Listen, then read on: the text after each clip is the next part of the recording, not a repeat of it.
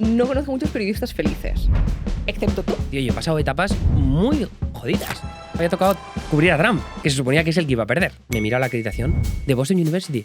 ¿Qué pasa, que tus padres no tenían dinero para pagar una mejor universidad? Esto me lo dijo un representante de la campaña de Trump. Monté un canal de YouTube, gracias a hacer vídeos, sobre todo a hacer vídeos más coña, no tanto de política, que me hago viral reaccionando a otro vídeo, el de Velázquez Yo Soy Guapa. Mami, yo soy guapa, mami, yo soy guapa. Historia de España. Ese vídeo se hace súper viral, yo reaccioné muy rápido y entonces me metí en la columna de recomendados de YouTube. Ya sabemos que eso es gloria bendita. Los golpes de suerte que vas comentando son golpes de suerte a medias. Porque mi carrera también como creadora de contenido nació cuando yo me decidí a subir un vídeo de la oficina de Google. Trabajo en Google y estas son algunas de las cosas que me encantan de la oficina. Se hizo viral por golpe de suerte, pero todo el trabajo que había detrás... A mí la gente no me veía tanto como periodista, me veía como creador de contenido. Y de repente yo estoy haciendo vídeos de política internacional con un toque graciosete cercano, que había gente que no me tomaba en serio, pero a mí el país sí que me estaba tomando en serio. Lo que pasa es que luego pues hubo alguien que se quejó y dejé de colaborar con el país. ¿Puedo preguntar qué pasó? Tenía muchas ganas de traer a Emilio a este podcast porque no sé en qué momento estás viendo esto, pero yo ayer estuve en el podcast de Emilio, entonces me parecía como que... Buen equilibrio. Exacto, que tenemos que equilibrar la balanza, así que Emilio, bienvenido. Muchísimas gracias por invitarme. Para la gente que nunca te haya visto la cara y no sepan quién eres, o sea, quién eres y qué es lo que haces. Vale, bueno, me llamo Emilio Domenech. Hay mucha gente que me conoce como Nanísimo. Yo la primera. Además, o sea, se me hace raro como conectar tu nombre con Emilio, porque para mí es Nanísimo de toda la vida. A mí además me gusta mucho tener ese sobrenombre también porque me lleva a mi época de adolescente cuando yo era un forero. O sea, yo era muy de estar en foros, hablando de videojuegos, ¿no? O sea, yo era muy un chaval de la cavernita. Yo también un poquito, ¿eh? ¿Sí? ¿Ah, sí? Sí. ¿Y tú en qué foros estabas? Yo de literatura. Ah, bueno, Yo vale. era adolescente friki de los libros. Ah, vale. Y después en algún momento, pues, pasé de foros a redes, no sé muy bien cómo pasó eso, pero yo también era cavernita, ¿Pero tú de qué año eres? del 95. Ah, vale. ¿Tú? Bueno, yo del 90. Claro. O sea, a mí me pilló justo la transición del IRCAP, ¿te acuerdas? No sé si tú lo conoces, el IRCAP. Era como esta versión de los chats, antes del MSN, era como chats un poco más primigenios. Me pilla... Luego pegué el salto a foros y era muy de la PlayStation Portable, por ejemplo, cuando yo me la importé de Japón. Qué fuerte, vale. O sea, Qué retro. este nivel. Pero bueno, que entonces Nanísimo es como me conoce la gente y yo soy periodista. Me he dedicado de la vida a intentar contar la información de la mejor forma posible y disfrutando mucho con ello. Es vacacional, la verdad, me encanta. ¿Cómo comenzaste a dedicarte a esto? Porque, o sea, yo sé que eres periodista. Cuando hablo con periodistas de da igual qué sector, la narrativa que escucho es siempre que el sector está un poco jodido. Vale. ¿Sabes? O sea, comenzamos de un super ánimo arriba de que, o sea, la gente en general no conoce muchos periodistas felices. Esta es mi percepción como persona que no está en la industria. Excepto tú. O sea, tú pareces bastante feliz en lo que haces. Bueno, es verdad. Mira, me hicieron una entrevista en contexto de salud mental para periodistas, ¿no? Es un estudio que están haciendo, tampoco puedo desvelar mucho más porque creo que igual me estoy metiendo en terreno pantanoso. Spoilers. Pero es verdad que haciendo la entrevista yo me di cuenta de, tío, yo he pasado etapas muy jodidas, ¿no? O sea, yo he trabajado mucho, eso, vamos, no, te juro que me puede... Yo tengo muchos haters porque hablo de política y al final si hablas de política siempre tienes haters, pero cualquiera que me pregunte o me ataque, algo que no puedo decir es que no he currado, ¿no? Entonces, al final, yo por saturación de trabajo he tenido ansiedad, he tenido 2 ataques de ansiedad en mi vida que yo pensaba que eso era imposible, porque soy una persona muy feliz, que tengo una red de seguridad de amigos y de familia muy fuerte, pero es verdad que el periodismo es muy duro, es muy exigente, y sobre todo en un contexto en el que es difícil encontrar trabajo. O sea, yo, por darte más contexto sobre mi carrera, yo empecé a estudiar técnica aeronáutica, ingeniería. Ah. 2 años que no fueron demasiado bien, como puedes comprobar, porque no estoy trabajando para Airbus. Correcto. Pero luego me cambié a periodismo y claro, esto era 2010, o sea, estábamos en medio de la crisis de 2008, ¿no? O sea, asimilando las consecuencias. Entonces, ¿qué ocurre? Que, claro, yo me enfrento ya a un mercado muy, muy difícil para los periodistas, o sea, que es espabila. Pues ahora es lo mismo, o sea, ahora estamos en un momento de transición con la inteligencia artificial, con medios que se desmantelan, con EREs. O sea, si quieres trabajar en periodismo es porque tiene que ser vocacional, de verdad. Si no es vocacional, no te metas en esto. Y lo segundo es, curra como un campeón. Campeón tanto en el modo irónico como en el que no. ¿Cómo se te ocurrió meterte a periodismo? O sea, porque claro, me has soltado aquí la perlita de ingeniería aeronáutica, que, o sea, ya de por sí interesante. Uh-huh. ¿Cómo pasamos de elegir aeronáutica a periodismo? O sea, ¿en qué momento se despierta como esta vocación que decides perseguir? Pues curiosamente es esa red social ya extinta, aniquilada por Elon Musk, que es Vaya. Twitter. Pues en el año 2009, ¿no? Que es cuando yo todavía estoy en aeronáutica, a mí me gustaban mucho las series y el cine. Me empiezo a dar cuenta de que de verdad me apasiona. A mí me había gustado siempre contar historias. Yo era de pues, escribir los primeros capítulos de una novela en el ordenador e imprimírmelo y enseñárselo a mis padres, ¿no? Por ejemplo. Mucho de tema bélico, que siempre me ha encantado el tema bélico. De hecho, por eso me metí en aeronáutica. Yo quería ser militar. Maravilla. Es una cosa, tendencias random de mi vida. Y entonces, claro, se complementa al final el querer contar historias con el ver cómo otros cuentan historias. Y el periodismo es un poco la misma movida, ¿no? Me encanta leer cómo la gente me cuenta, cómo periodistas me cuentan la historia de lugares o de personas que no están cerca de mi entorno. Y ahí es cuando nace esta necesidad de, oye, he visto esta película y me parece tal. He visto esta historia y me gustaría contaros que me ha parecido no sé qué. Entonces me monté mi blog, luego mi web de cine. Y al final es una cosa que se suma a la otra y sacas tus propias conclusiones, que es, demonios, a mí me encanta hacer esto, porque no me meto a periodismo. Pum, periodismo. Todo esto pasó antes de la carrera de periodismo. Antes de la ¿no? carrera. Entonces, tú cuando llegas a la carrera de periodismo, ¿es una carrera que cumple tus expectativas? ¿O más o menos cómo lo percibes como estudiante español? O sea, no cumplen mis expectativas casi en absoluto, pero al final lo bueno de una carrera es que son 4 años y que tienes muchos profesores. Lo importante de las universidades hoy en día yo creo que son más los profesores, porque la universidad pública está infrafinanciada en España, entonces es muy triste. Yo la primera cámara de vídeo a la que tuve acceso para hacer un reportaje fue en cuarto de carrera y la compartimos entre 7 personas una sola tarde de todo el curso. Maravilloso. O sea, es absurdo. Y solo los que sacaban mejores notas podían hacer prácticas con el teleprompter en un plató. O sea, absurdo de nuevo. Pero es verdad que yo he tenido profesores increíbles que luego además me ayudaron a dar los siguientes saltos en mi carrera. Y es a través de ellos que yo sí que he visto como figuras a seguir, ¿no? Figuras de las que me siento inspirado. Y ahí es donde pues, vi los primeros destellos de algo que de verdad me apasionaba y quería seguir buscando. Cuando tú acabas la carrera, además, te planteas hacer un máster en Estados Unidos. ¿Cómo decides hacer este salto también a estudiar fuera? Porque incluso yo, cuando recuerdo mis años de estudiante, me da la sensación como que de repente se abrían un montón de puertas, no tenía muy claro cuál escoger y sobre todo no tenía muy claro qué consejo seguir, porque de repente cuando tú estás en una crisis esta de no sé qué hacer con mi vida, todo el mundo de repente se pone el sombrerito de voy a hacerte consejero, da los mejores consejos que tienen, muchos de los cuales además no aplican. En tu caso, o sea, ¿cómo tomaste esa decisión de creo que Estados Unidos tiene sentido para mi carrera? Para mí hay 2 patas muy importantes en esto. La primera es personal. La primera es porque mi hermana Llanos, ¿vale? Que tiene 5 años más que yo, fue un año de instituto a estudiar a Estados Unidos, a una ciudad de Texas. Hizo el típico año de instituto soñado, ¿sabes? Que iba a ver los partidos de fútbol americano, iba a las fiestas, iba con la gente popular del cole, bueno, del ¿Y el insti. quarterback? El quarterback no sé si se lió con él. Llanos luego te lo pregunto. Pero el caso es que siempre veía a Estados Unidos como ese lugar idílico. ¿Cómo se complementa eso? Con lo que te he dicho que me encanta, que es el cine y las series, ¿no? Yo he consumido mucho Hollywood durante mi infancia y mi adolescencia y también mi época inicial de universidad. Entonces, claro, es como, ostras, Estados Unidos está ahí, ¿no? Qué guay. No quise hacer Erasmus, dije, voy a esperarme. ¿Por qué? Porque yo al mismo tiempo, cuando empecé a estudiar la carrera de periodismo, yo consumía mucho contenido de allí, ¿no? Medios sobre videojuegos, medios sobre cine y televisión, luego medios también sobre política. Me leía, yo era de los frikis. O sea, yo es que pienso y digo, mis compañeros deberían pensar que yo era gilipollas. Porque yo me llevaba a la revista Time a leer cosas de Estados Unidos y decía, pero este tío es tonto, ¿qué le pasa? Menudo snob. Pero bueno, ahí estaba yo. Entonces, claro, yo leía esas cosas y no solo era la fascinación que me producía Estados Unidos por todo lo que pasaba allí, que era lejos, pero me lo puedo imaginar en una película, en una serie, sino que aparte también era, tú, qué bien escrito está todo, qué gusto da. Entonces es como, yo quiero esto. ¿Dónde puedo aprender de esto? En Estados Unidos. Y luego, por supuesto, la otra pata es el apoyo familiar. O sea, si yo no tengo dinero, no puedo irme a Estados Unidos. En Estados Unidos las carreras son muy caras. Entonces, es verdad que me dieron una beca, pero al final te hablo de decenas de miles de euros para hacer un máster en Estados Unidos. Y eso, pues gracias a mi familia también pude hacer el salto. Has tenido la suerte de poder comparar tanto la educación española como la educación americana en un mismo sector. Para ti, o sea, ¿has notado diferencia entre ambas universidades? Bueno, un poco. Un poco. Un poco bastante. A ver, es verdad que al fin y al cabo estás estudiando en una universidad privada, estás pagando decenas de miles de euros. O sea, yo creo que el máster, pues no sé si pueden ser. Ahora creo que los precios han subido mucho, pero igual son 120.000 pavos un máster de un año y medio, que es una locura.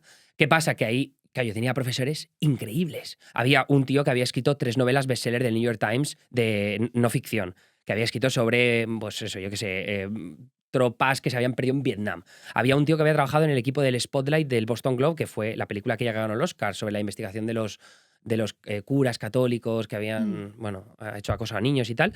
O sea, eran profesores muy bestias. Y claro, estás aprendiendo de los mejores, de gente que ha trabajado en algunos de los medios o las agencias de prensa más importantes del mundo, y encima estás trabajando todo el rato, que eso a mí es lo que me activó mucho más. Es decir, estás haciendo reportajes, estás saliendo a la calle, te piden además luego las fuentes que las corrobores.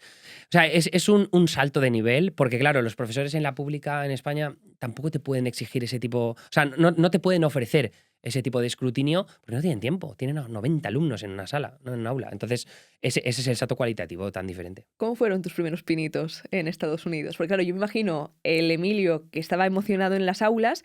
¿Cómo sales de las aulas a ejercer como periodista en un país que tampoco es el tuyo? Ya, es bastante difícil, es verdad, porque claro, de repente yo tenía que cogerme una cámara, que ahí sí que podías acceder a cámaras muy fácil, a equipos de luces, equipos de sonido. Entonces, si me veías ahí en Boston a menos 12 grados, buscando gente a la que entrevistar para hablar de la Navidad, ¿no? Entonces, Superfan. o sea, era muy divertido porque al final yo me colocaba mi trípode, metía así el canutazo, ¿no? Y hacía entrevistas. Pero creo que ahí era, o sea, las exigencias del propio máster. Yo sé que hay mucho dinero invertido aquí para poder sacarlo adelante y además es que yo sé que está en juego mi carrera. A lo largo de mis 4 años de universidad en España, yo tuve mis propias iniciativas, primeros pinitos de emprendeduría, ¿no? Me monté mi página web de cine, cinefagos.es, que eso ya está extinto, pero me fui a festivales de cine. O sea, yo ya era como, yo tengo que echar para adelante, yo tengo que ir a hacer cosas que mis compañeros no están haciendo o me tengo que activar porque si no, luego no va a haber hueco para mí. O sea, salimos de mi año de universidad, de mi graduación, tanto los de grado como los de licenciatura, porque cambiaba el plan Bolonia.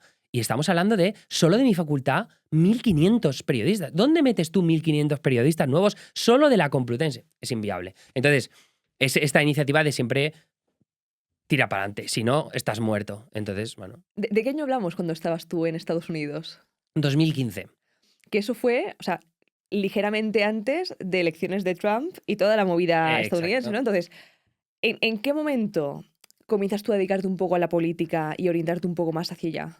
Claro, lo que pasa en Estados Unidos, que es muy importante, las elecciones de 2016 de Trump fueron en noviembre de 2016. Yo estoy hablando de 2015. ¿Qué ocurre? Que las campañas presidenciales en Estados Unidos duran 17.000 años. Correcto. Correcto. Entonces, un año antes ya estás trabajando en las primarias republicanas, en las primarias demócratas. Por tanto, New Hampshire, que es un estado que está al lado de Massachusetts, que es donde está Boston, es súper importante para las primarias, tanto de los demócratas como de los republicanos. Entonces es como que ya desde Boston estás tocando esas campañas políticas.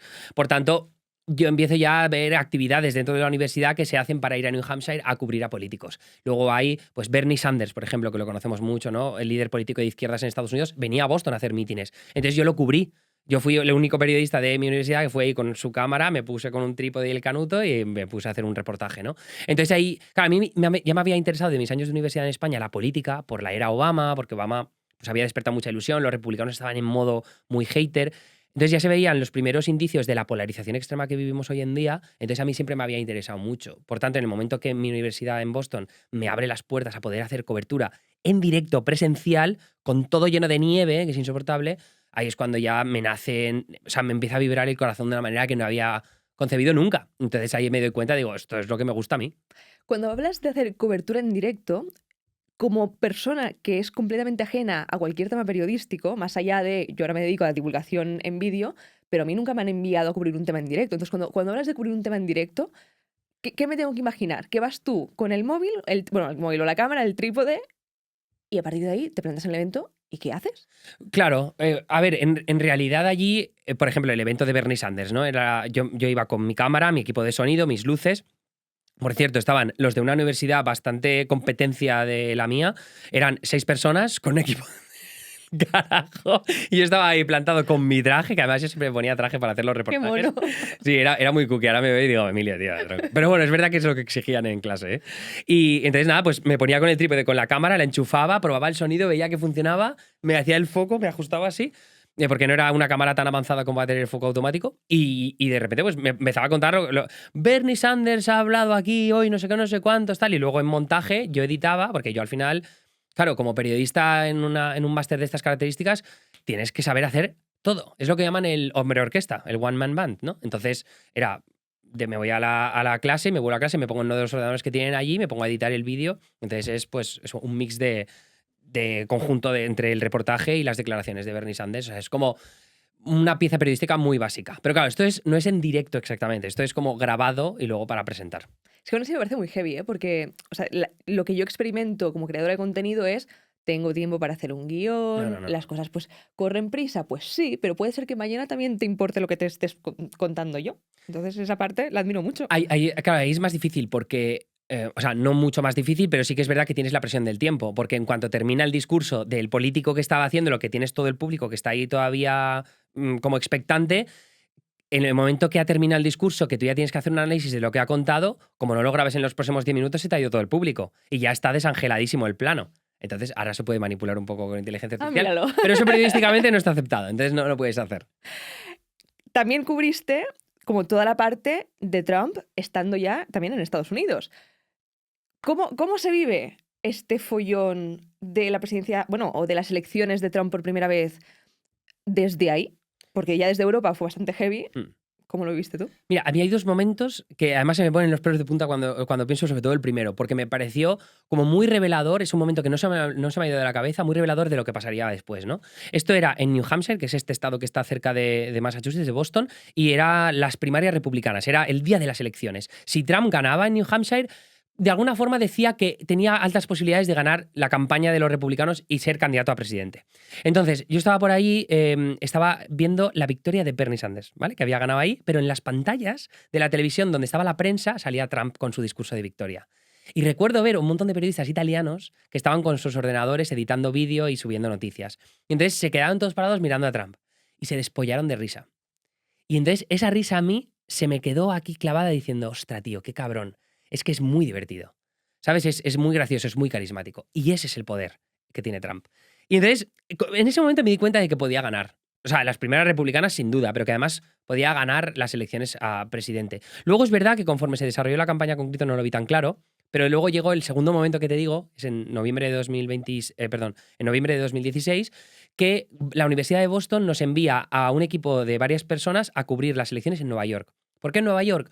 Porque Hillary Clinton celebraba su fiesta del día de las elecciones allí y Donald Trump también. El equipo de las chicas que mejor notas habían sacado iban a cubrir a Hillary Clinton, porque se suponía que iba a ganar, lo hacía en el Jarvis Center, que era un sitio súper acristalado, porque ella iba a hacer como un efecto de que el cristal se rompía, el techo de cristal, porque ella había roto el ultimate techo de cristal. ¿Qué ocurre? Que no ganó, entonces no pudo hacerlo, de hecho ni salió a dar el discurso. Pero a mí, junto con una compañera, nos había tocado cubrir a Trump, que se suponía que es el que iba a perder. Total, que llegamos allí, una cola de periodistas para acreditarse, para ir adentro del evento, flipante. Nosotros no íbamos a entrar ni de palo. Y entonces, claro, estamos en la cola y yo me pongo a preguntar a gente que veo que tiene acreditación de Trump. Digo, oye, mira, es que somos la única universidad que está cubriendo esto en directo, porque era una televisión en directo de la uni. O sea, teníamos compañeros en Boston haciendo el reporterismo en directo. Y entonces le digo a un señor, digo, oye, mira, es que somos de una universidad, no sé qué, ¿nos podríais dar una acreditación? Y me dice, ¿de qué universidad eres? Me mira la acreditación. De Boston University. ¿Qué pasa? ¿Que tus padres no tenían dinero para pagar una mejor universidad? Esto me lo dijo un representante de la campaña de Trump. No, en la puta cara, te lo juro. Total, que yo digo, bueno, claramente no vamos a entrar aquí.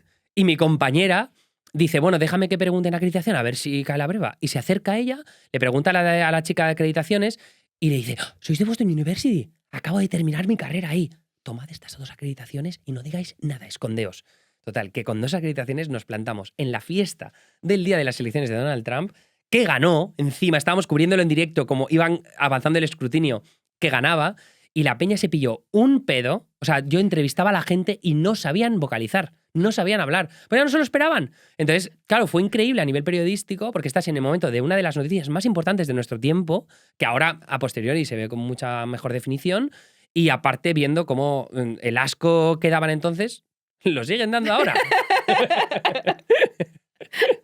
Claro, o sea, esto ya es, para mí, la cumbre de la experiencia estudiantil ever. Total. O sea, yo de verdad que no creo que haya ningún estudiante de periodismo que pueda top esta historia. Ya, o sea, es verdad que fue heavy también tener ese punto de suerte. O sea, yo creo que hay dos formas. La primera, yo tenía que haber currado mucho y mis compañeras también para poder tener ese hueco para ir a Nueva York, pero luego también tienes el punto de iniciativa de vamos a preguntar. Yo me comí un insulto por parte de un random, pero mi compañera de repente consigue la acreditación. Entonces también es el golpe de suerte que justo la de las acreditaciones era de Boston University. O sea, eso es muy casualidad. Pero bueno, la suerte es de quien la busca. Yo creo muy fielmente en ese concepto, pese a que en general los refranes no me gusten mucho.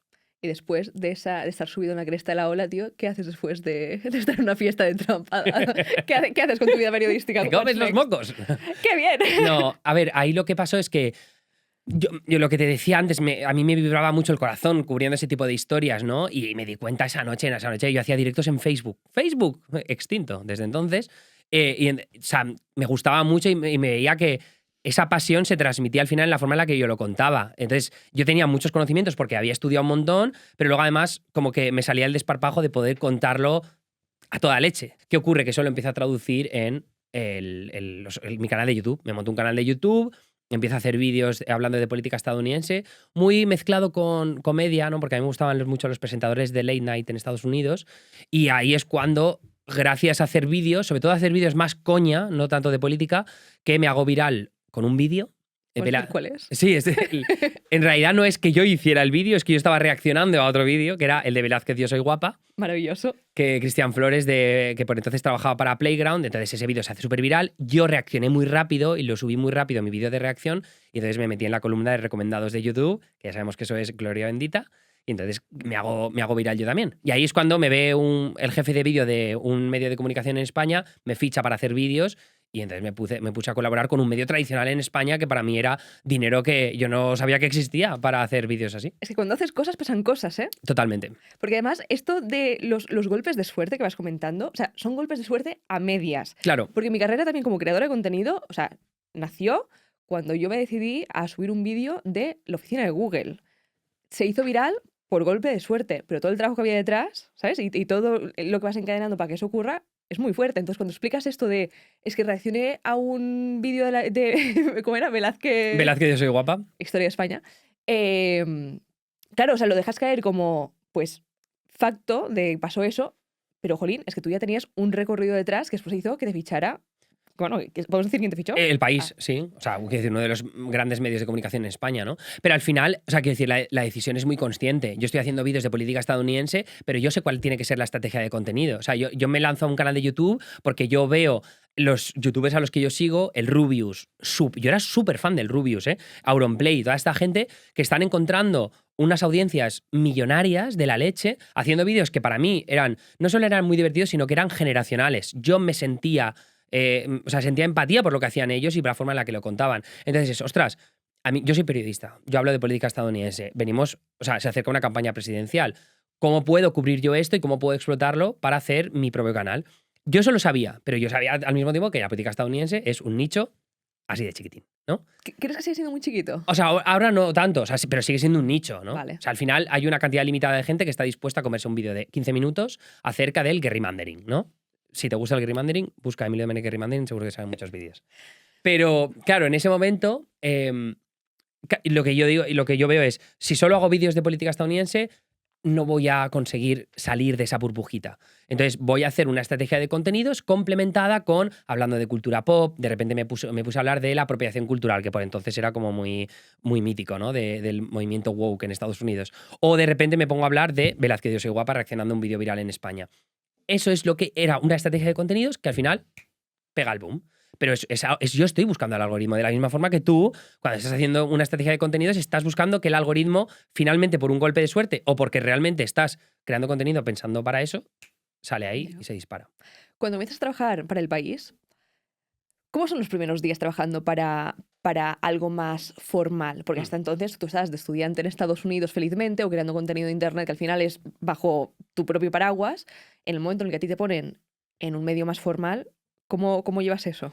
Claro, aquí hay que contar que no es exactamente como trabajar en una redacción de un medio de comunicación, porque al final la redacción nos la podemos imaginar o muy a la antigua, rollo Todos los hombres del presidente, ¿no? Vemos ahí a Paul Newman, no, perdón, a Robert Redford, por ahí, por la redacción, hablando, llamando por teléfono, o podemos imaginarnos una redacción súper tensa de televisión, como en The Newsroom de HBO, ¿no? Y están todos ahí gritándose, oye, ha salido esto, tal.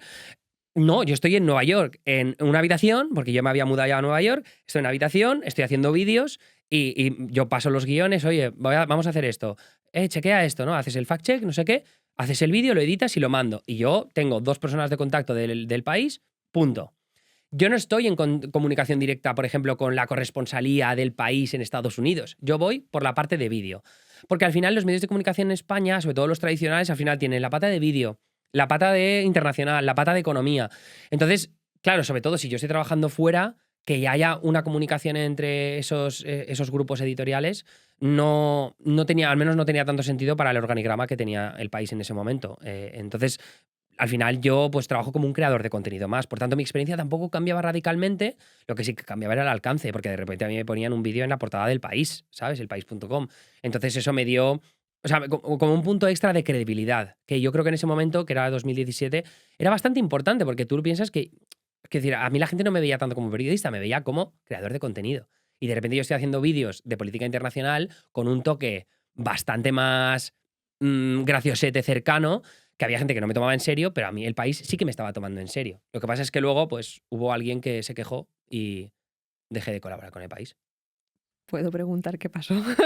O sea, tampoco tengo todos los datos conmigo, pero yo, vamos, lo que me ha llegado, ¿vale? Por gente que no era con los que yo colaboraba, o sea, no era la gente con la que yo estaba en comunicación directa, sino por otras personas me han dicho que hubo alguien que dijo, este contenido, ¿qué demonios hace junto a lo que estamos haciendo nosotros?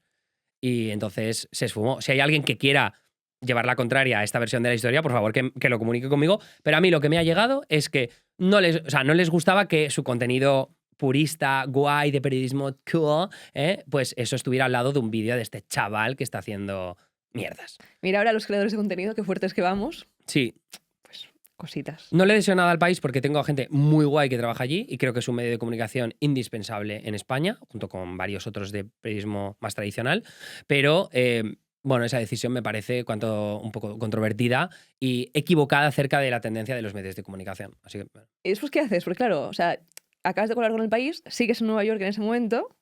Sí, y ahí lo que ocurre es que tengo una amiga que trabaja en Neutral, la productora de fact-checking de Ana Pastor, y entonces mi amiga Fátima, que es una chica, por cierto, que tiene proyectos muy chulos, se fue a Perú, al Amazonas, a hacer una radio comunitaria en una comunidad indígena, Amazondas se llama. A ella también la quiero en el podcast. Súper curioso esa historia. Bueno, pues entonces Fátima le dice a Ana Pastor, oye, Emilio, que se ha quedado libre. Anda, se ha quedado libre. Voy a llamarle. Entonces yo hablo con Ana Pastor dice, oye, ¿por qué no haces vídeos para nosotros? Entonces me pongo a hacer vídeos para Neutral. Al final lo que pasa, que yo creo fue una decisión quizá equivocada en mi carrera, no lo sé todavía. O sea, a mí de la colaboración con Neutral han salido cosas preciosas y yo creo que no hubiera tenido la oportunidad de trabajar para La Sexta como corresponsal desde Nueva York, pero es verdad que si yo hubiera seguido con la estrategia inicial de contenidos en YouTube, creo que habría tenido una carrera muy distinta y quizá más exitosa, al menos en el campo de las plataformas. Porque tu objetivo, cuando tú estabas creándote este camino, trabajando para otras empresas, ¿cuál era tu objetivo personal como profesional? O sea, periodista? hay 2. Uno principal, indispensable, es la pasta. Muy ¿Vale? bien. Porque yo mientras hacía todos estos vídeos y estas colaboraciones, yo trabajaba también para Condé Nast, que era pues los que tienen las revistas Vanity Fair, Glamour, GQ, Vogue, y yo para ellos escribía sobre celebrities. O sea, teníamos una mini agencia de noticias dentro de Condé Nast, entonces yo cubría el horario nocturno español, eso me pillaba pues entre las 4 y las 11 de la noche en España, y entonces yo escribía pues de las Kardashian, de Meghan Markle, ¿no? Todas las noticias así como medio virales. Te pega más Trump. Me pegaba más Trump. Ahí lo dejo. Alguna cosilla de Trump me dejaban hacer de vez en cuando, pero eso es lo que me daba a mí de comer, ¿no? Entonces eso lo complementaba, hacía entrevistas. O sea, yo lo que también buscaba mucho, como tenía historial en el cine de cubrir festivales, pues cubría de repente, hacía entrevistas. He hecho entrevistas a la gente muy famosa, ¿eh? A ver, dime. Name drop. Angelina Jolie, ¡Qué fuerte! Matt Damon, Ok, Hugh Jackman, ok. Liam Neeson, Zendaya, Jacob Elordi. Esto no sé quién es. Jacob Elordi es el de Euphoria, este tío altísimo que ahora está en 1000 pelis. Nueva Euforia. Joder, ¿sabes quién es seguro? Que es este chico que en realidad tiene ascendentes vascos y tal, que está muy bueno. ¿Y Sydney Sweeney? Sí, Hombre, también. pues Pero es porque todas entrevisté. controversias. Sí, exacto. Entrevisté al reparto de Euforia justo antes de que saliera. Entonces, eso era lo que me daba de comer. Por tanto, las colaboraciones con Neutral, con El País, también venían mucho de necesito dinero para pagarme mi vida en Nueva York. Además, yo era muy fiestero, entonces eso implica mucho dinero. Yo ayer estuve en tu podcast, Vale. que se llama What If. Sí. A mí lo que me impresionó mucho de What If es que yo, digamos, la parte de creación de contenido la vivo yo como persona única que se pone delante de su móvil y crea contenido como mejor sé. Yo cuando fui ayer a What If vi todo un programa que estaba extremadamente bien pensado con su set. Estabas tú, estaba Marina, estaba Mar, estaban los productores, tenías público. Claro, tú me estás explicando ahora diferentes experiencias de tú trabajando para diferentes medios y ya voy viendo más o menos qué es lo que has cogido de cada medio, pero tú, ¿en qué momento dices, pues a partir de ahora yo quiero crear algo mío y comienzas a crear What If? Claro, o sea, una parte importante que creo que ya lo he tocado un poco por encima es que yo llevo emprendiendo desde hace la tira de tiempo, ¿no? Y en realidad soy periodista incluso de antes de empezar en periodismo, porque yo me fui a una feria de videojuegos en Colonia, en Alemania, a cubrirla como corresponsal cuando no era, o sea, no tenía ni idea de que eso era periodismo. Entonces, yo ya estoy como pensando siempre tengo un mecanismo en mi cabeza que me dice, sal para adelante, sal a la calle, empieza a hacer cosas, ¿no? Y entonces cuando yo estoy en Neutral, ya me vuelvo a España, hicimos un programa para televisión, para La Sexta en Prime Time, que fue La Leche, Gabinete de Crisis, pero cuando termina Gabinete, que no parecía que se fuera a producir una segunda temporada, en mi cabeza ya es como, mierda, ¿sabes? Ya me siento, no sé si estancado, me da miedo que mi carrera se estanque, al final estoy en los años en los que más puedo trabajar, ¿vale? Porque eso de trabajar 12 horas, la verdad es que es una costumbre en mi vida, por desgracia, ¿no? Pero es verdad que es lo que me ha abierto también muchas puertas. Retweet. En periodismo, currar, indispensable. Entonces, ahí llega un momento, pese a que, joder, en Neutral me siguen dando oportunidades de hacer muchas cosas guays, siento como que necesito algo más, ¿no? Y claro, ¿qué es lo que pasa? Que yo durante todos estos años he estado trabajando para otros proyectos, ¿no? O para otros medios de comunicación, para La Sexta, para Neutral, para El País, para revistas. Pero yo desde el principio tenía claro cuál tenía que ser una estrategia de contenidos en plataformas, que son las plataformas que consume la gente de mi generación, mis amigos, mi familia, al menos los que comparto edad, y luego la gente más joven. Y luego también el lenguaje. Yo el lenguaje que uso cuando hago un directo en Twitch o cuando hago un vídeo de YouTube no es el mismo que luego puedo usar cuando estoy en el plató de La Sexta. No puedo decir tacos, no puedo hacer analogías con series de televisión como muy millennial o muy Z. Entonces, digo, tío, ¿qué puedo hacer yo para ese lenguaje y esa estrategia de contenidos que yo sé que es la que tiene que darse, porque son las tendencias que veo en Estados Unidos y en otros lugares? ¿Cómo puedo llevarlo a cabo? Tiene que ser con un proyecto propio. Y al final la suerte que yo tenía es que en 2020 yo me hago muy viral cubriendo las elecciones de Trump contra Biden, cuando ganó Biden. Entonces, sobre todo, en este caso por la televisión. La televisión sigue teniendo un poder tremendo en España. Al rojo vivo con Ferreras, ¿no? Entonces, uso ese poder para montarme. O sea, yo mientras trabajo en Neutral tengo mi proyecto paralelo. Entonces voy alimentándolo y digo, vale, pues ahora que tengo las puertas que me abre la televisión, voy a montar un proyecto propio.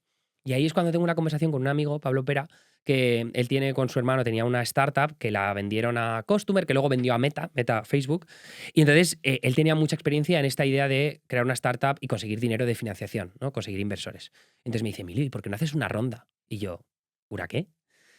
Entonces me empiezo a informar y me doy cuenta de que se me pueden abrir puertas gracias a la televisión para conseguir inversores para la idea que yo tengo. Yo no tengo mucho dinero, ¿vale? Pero sí que puedo tener un business model, un modelo de negocio, puedo tener una idea y puedo decir, sé cómo llevarla a cabo, necesito pasta.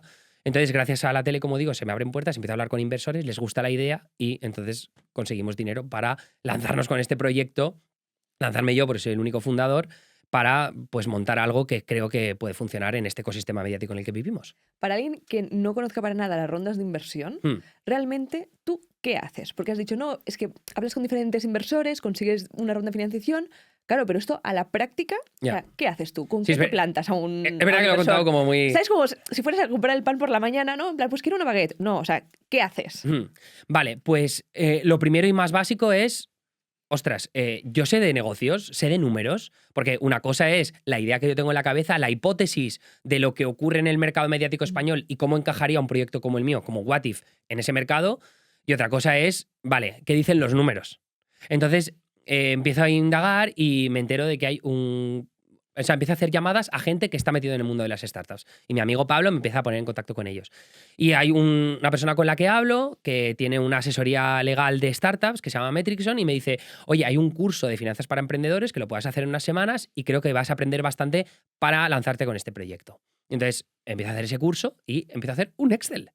El Excel primigenio de What If, que es el business model, el modelo de negocio.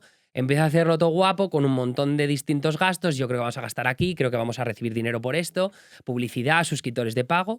Entonces, después de mucho trabajo, de pegarme muchas horas delante del Excel, de indagar, de ver otros proyectos que han funcionado en el mismo espacio, competidores, monto el business model. Y entonces ya cuando tengo eso, pues a los profesores de mi curso, a este contacto de Metrix, a mi amigo Pablo, de repente a través de la tele, gente que sé que tiene dinero, que igual mete pasta en este tipo de cosas, empiezo a hacer muchas llamadas, me empiezo a reunir con gente, preparo una presentación, pongo los números y digo, oye, necesito 200.000 pavos para hacer esto al menos un año. ¿Te apuntas? ¿Qué le prometiste de retorno a estos inversores? Montar el nuevo medio de comunicación español para la generación millennial y Z. Muy top. Claro, porque mucha gente pensará, bueno, pensarán que le vas a dar mucho dinero. Yo creo que un proyecto como What If no es un proyecto que vaya a dar, o sea, igual sí, luego de repente dentro de unos años esto se hace muy grande y no, ¿sabes? No podemos manejarlo los que estamos, ¿no? Y de repente necesitamos más ayuda y entonces, pues, yo qué sé, se meten fondos, se meten inversores más grandes, incluso un gran medio de comunicación, que no es el objetivo, por otro lado. Pero, claro, ahí la gente pensará, claro, lo que quieren los inversores es dinero. No necesariamente. Lo que ven es, igual hace falta un shock en el sistema. ¿Sabes? Que los medios de comunicación espabilen, que hay que hacer cambios. Porque es verdad que España es un mercado que, y esto lo he hablado con gente en Europa, que es un mercado en el que los medios tampoco están innovando tanto, tampoco están haciendo apuestas tan arriesgadas. Y ahora mismo estamos en un momento de statu quo donde hay muchos medios persiguiendo las mismas estrategias. Y eso yo creo que está no solo estancando la forma en la que se consumen medios o noticias en España, sino aparte también la polarización extrema en la que se basan los medios para conseguir views, para conseguir visualizaciones o lecturas y para conseguir dinero. Publicidad institucional, inversores con mucho dinero que mantienen medios de comunicación a tocateja. Entonces, eso es un problema. Y yo creo que es un ecosistema mediático putrefacto, en decadencia y que hay que hacer un shock al sistema. Creo que What If puede ser un shock al sistema. Es uno de muchos. Es un medio independiente pequeñito todavía. Pero si conseguimos la masa crítica suficiente, pues yo espero que llegado el momento la gente nos tome en serio de verdad. Y creo que poco a poco, sobre todo con entrevistas que vamos a conseguir y números que vamos a conseguir, creo que nos van a tomar más en serio. Pero sí que es verdad que yo he notado sobre todo mucha condescendencia y mucha pasotismo, ¿sabes? Como me dan igual, ¿sabes? Estos que están haciendo no me importan. Y creo que es el error que se ha ido cometiendo a lo largo de todos estos años y que, bueno, pues ya espabilarán.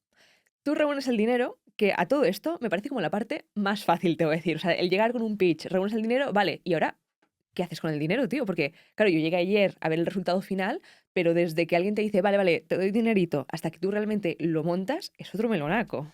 O sea, ahí para mí la clave es el talent, ¿no? Es la gente a la que vas a fichar. Yo tenía mucha confianza en las 3 personas que iban a formar parte de ese equipo inicial. También tenía la idea muy clara de que tal y como están los medios en este momento, tal y como está la optimización de recursos y la optimización de crear contenido, y tú lo sabes bien, ¿no? Que al final, ¿tú con cuánta gente has creado contenido en estos últimos años?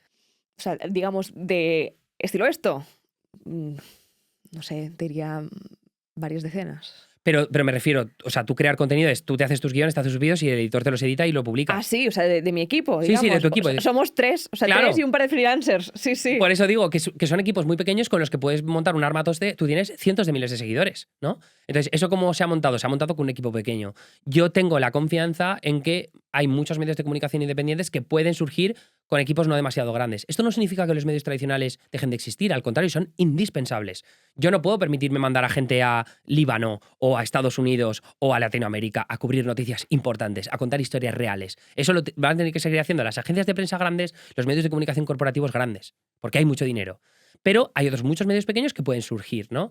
Entonces, si vas a tener un equipo pequeño, que la gente que esté dentro sea la hostia.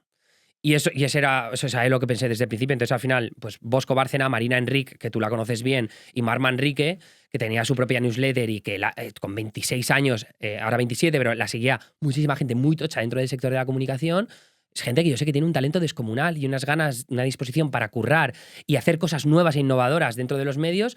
Pues está ahí. Esa llama que yo tenía cuando tenía 25 años, la tienen ellos.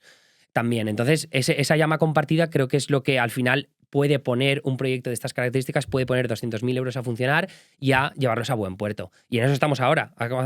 Hemos hecho otra ronda pequeñita ahora para complementar y demostrar que esta hipótesis es cierta, que realmente hace falta un medio de comunicación para la generación millennial y Z, hablando de actualidad, de noticias, pero estamos ahora de nuevo demostrando la hipótesis. El dinero ya está entrando, eso es bueno.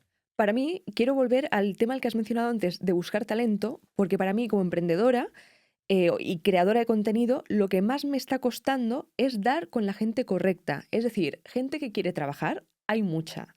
Gente que lo va a dar todo y que está a un nivel de autoexigencia que está por encima de la media, hay muy pocos.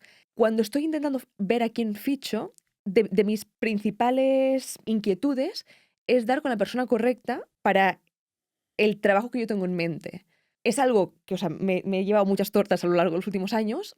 Cuando tú has montado un proyecto de esta envergadura, ¿fuiste a buscar directamente a gente que ya conocías o tenías procesos de selección abiertos también? ¿O fue algo más de te quiero a ti? Al principio sí que era te quiero a ti, ¿no? Y luego conforme fue avanzando el proyecto, de repente pues recuerdo que me invitaron a una charla en una universidad, en la Carlos III, y era unos universitarios que habían montado un evento, el Media Festival de la Carlos III, que yo tenía que hablar y hablaba también Ana Pastor, hablaba Vicente Vallés, el periodista de Antena 3, y tío, estaba tan bien montado que dije, ¿qué locura es esta? A mí me había contactado una chica que se llama Olga Llorente y cuando llegué ahí estaba todo muy bien organizado y esta chica Olga, yo la veía, tío, como atenta a todo, manejando, ¿sabes? Parecía que llevara toda la vida haciendo producción y además era, o sea, una chica que controlaba mucho de periodismo y de actualidad nacional.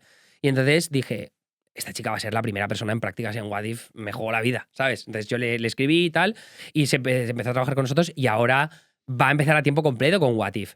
Pero al final eso es porque has ido a eventos, has visto a gente activa, proactiva, muy clave, y pues ahí me ha surgido la opción de fichar talentos, ¿no? Muchas veces es porque aceptas hacer cosas o aceptas a ir a eventos, que yo odio el networking, pero es verdad que estar presente en Es sitios necesario. te abre muchas puertas y te hace conocer a gente importante que luego te abre otras puertas distintas. Pero luego lo otro que diré, y esto aquí es una eterna disputa, una eterna contradicción, ¿vale? Porque yo desde el punto de vista laboral me considero una persona muy forward thinking, es decir, creo que es importante respetar los horarios laborales, creo que es importante que la gente no se mate, la salud mental se proteja, ¿no? Pero claro, al mismo tiempo estoy en una startup, es un modelo en el que hay que trabajar muy rápido, ¿sabes? Ser muy proactivos. Tenemos que sacar este proyecto adelante para poder, pero que exista en el futuro para poder tener todos salarios. Entonces, para conseguir la existencia de este medio de comunicación, para demostrar que es correcta la hipótesis, hay que currar mucho. Yo curro como el que más. Pero claro, la contradicción es, ¿le puedo exigir a gente que cobra una nómina trabajar lo mismo que trabajo yo? No creo que sea justo.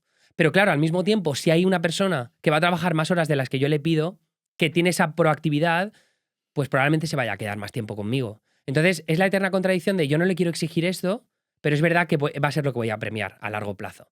Entonces, es muy complicado, ¿eh? Es muy complicado porque entonces la gente me dirá, bueno, entonces eres un empresario opresor, ¿no?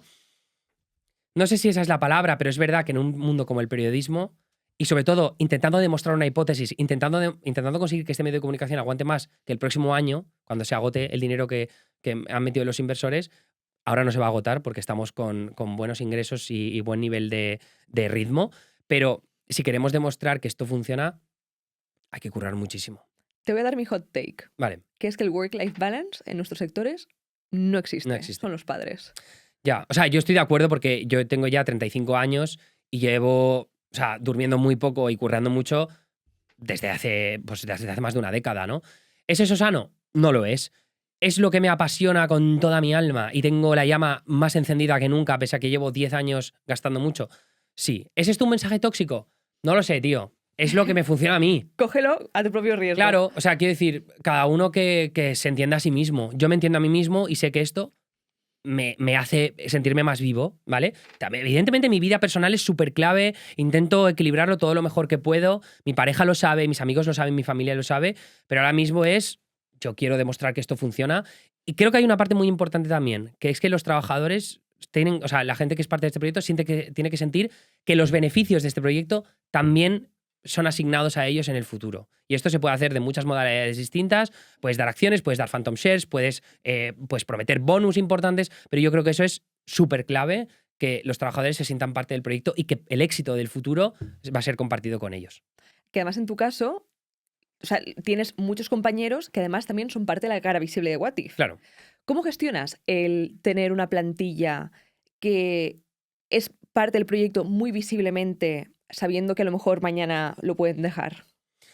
Claro, tema controvertido. Es que te abro un melonaco, ¿eh? Sí, Pero- en Estados Unidos es un melón bastante gordo porque lo que ha ocurrido en los últimos años es que hay muchos periodistas muy top que trabajaban, pues, de New York Times, Taylor Lawrence, ¿no? Trabajaba en New York Times y Washington Post. Buscadlas porque son todos como periodistas muy interesantes. Casey Newton, que trabajaba en The Verge, luego Platformer, se ha montado su propia newsletter.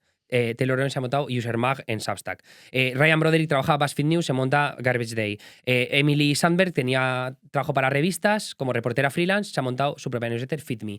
Todos ellos están haciendo cientos de miles de dólares al año. Y Cleo Abrams. Y bueno, Cleo Abrams, Johnny Harris trabajan para Vox Media, no el partido político en España, el medio de comunicación en Estados Unidos, se montan sus propios canales de YouTube, millones y millones de seguidores, cientos de miles de dólares facturando cada año, quizá millones, ¿no? Muy heavy lo que hacen. Muy heavy lo que hacen, son muy buenos todos, pero claro, es el contexto estadounidense, ¿no? El contexto estadounidense que no es solo un mercado global para ellos, el inglés, y además aparte de los niveles de producción que tienen, los niveles de periodismo que tienen, sino aparte también que allí la gente está dispuesta a pagar por suscripciones. Yo creo que si la gente supiera las diferencias que hay entre creadores y profesionales independientes en Estados Unidos versus, es que iba a decir España, pero te dirías que Europa, fliparían. Sobre todo por la cantidad de money, de dinero que entra. Totalmente. Sí, porque aquí se creen que nosotros por tener un podcast o por tener un medio, por tener decenas o cientos de miles de seguidores en redes, somos millonarios. Good luck with that. Aquí la Manifesting. aquí la única gente millonaria son Ibai y Juan, Plex y poquito más, ¿sabes? Rorro, imagino que estará facturando muchísima pasta. Pero quiero decir, esa gente, estamos hablando de excepciones a la regla. Y sobre todo, la forma en la que funcionan las marcas en un país como España, o no sé si en Europa en general, es que van a por los big, a los grandísimos. Todo lo demás queda en un plano muy secundario y muy mal pagado. En general, al menos es mi experiencia y lo que veo a mi alrededor en los círculos cercanos de creadores que conozco. Entonces, o sea, cuidado con lo que pensamos acerca de los creadores de contenido, lo malo, lo bien pagados que están por las marcas. Pues ¿cómo vas a hacer tú con el tema de esto? Te lo vuelvo a redactar, o sea, te lo vuelvo Ah, a traer la pregunta. cierto, Digo, es claro, verdad. me has mencionado todos en Estados Unidos. He Y, digo, intentado- ¿y cómo lo hacemos nosotros aquí en España? He intentado evitar el melón. Vale, yo lo que pienso es que quiero que la gente que trabaja en What If haga lo que más le gusta. Y si eso es salir delante de la cámara y pueden crecer profesionalmente delante de la cámara porque les gusta, vamos a apostar por ello, ¿no? Hay veces que, oye, igual no es delante de la cámara, igual es mejor en producción, es mejor en reacción, ¿no? Pero que cada uno explore las formas en las que quiere crecer como profesional, lo explote al máximo y disfrute. ¿Qué puede pasar? Que luego, pues de repente esa persona es muy buena y le salga una oferta laboral en otro lugar, que está mejor pagado y que no tiene la intensidad de una startup que tiene que demostrar que su existencia es posible. Si pasa, Pues pasará. pues pasará. Yo voy a hacer todo lo posible para que dentro del contexto del dinero que tenemos y de hacia dónde vamos, tú estés lo más feliz posible en este contexto, ¿no? Y que, oye, nosotros trabajamos presencialmente 2 días a la semana, todo lo demás es remoto. Creo que hay como muchas posibilidades, o sea, que decir, pedir vacaciones es una relación muy horizontal entre todos los que estamos dentro de What If. Entonces creo que eso es muy difícil encontrar en otros lugares y creo que eso la gente que curra conmigo lo entiende y creo que es la razón por la que van a aguantar conmigo o dentro de este proyecto mucho tiempo. Veremos si se mantiene así, pero yo espero que la confianza sea recíproca. Que además, a mí la sensación que me da es que el talento, tío, siempre encuentra su cauce. Y los perfiles que son sobresalientes o que están por encima de la media o estos inconformistas o con ganas de más, al final siempre encuentran, o sea, proyectos que son top. Entonces, para mí también es el saber dejarlos ir cuando quieren ir, que es, ¿sabes? Yo creo que es importantísimo, ¿eh? Quiero decir, si una persona se quiere ir de What If es porque lo ha pensado mucho, o al menos eso espero, ¿no? Ujú. Y si esa persona cree que es la mejor decisión para sí mismo, ¿yo qué puedo hacer? O sea, a mí hay algo que me ha pasado siempre, ¿no? Que es que se activa un pequeño chip en mi cabeza cuando que siento que me estoy estancando, que no estoy haciendo todo lo que yo querría. Si a una persona que trabaja conmigo le está pasando lo mismo y no siente que ese chip esté siendo rellenado, ¿no? en el sitio en el que está trabajando, en este caso en What If, ¿quién voy a ser yo para cortarle las alas, ¿no? Y que explores esas posibilidades fuera de nuestro ecosistema. Adelante.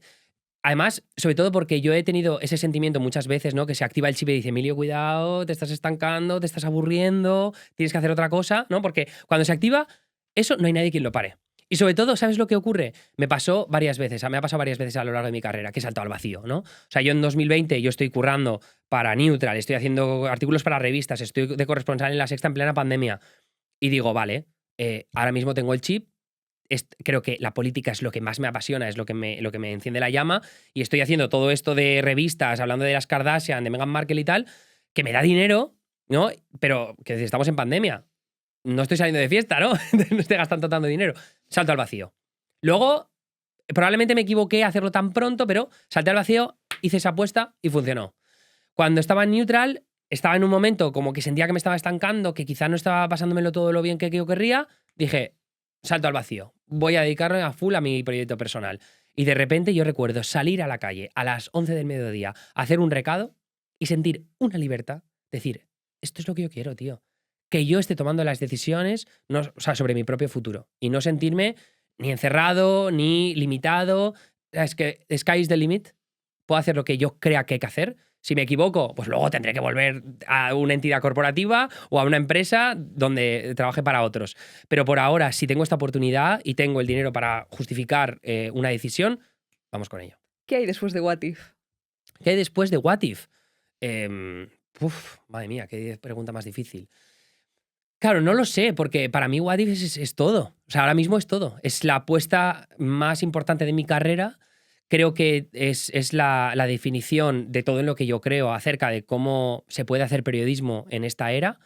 Y ¿sabes lo que pasa? Que estamos ante una incertidumbre global a todos los niveles, laboral por la inteligencia artificial, geopolítica por la influencia de Trump y de muchos otros líderes y esta tendencia autocrática que vemos en todo el mundo, que claro, tengo tanta incertidumbre acerca de hacia dónde va el mundo que no puedo decir dónde va a estar What If. What If igual se va a tener que adaptar a los choques geopolíticos que se producen en el mundo, los choques económicos y laborales. Entonces, yo espero que What If sea ese medio de comunicación que está ahí para explicar a la generación que está harta de los medios tradicionales y de la polarización tan bestia que estamos viendo, que va a ser el lugar de refugio al que van a acudir para entender qué es lo que está pasando y cómo podemos reaccionar y cómo podemos estar preparados.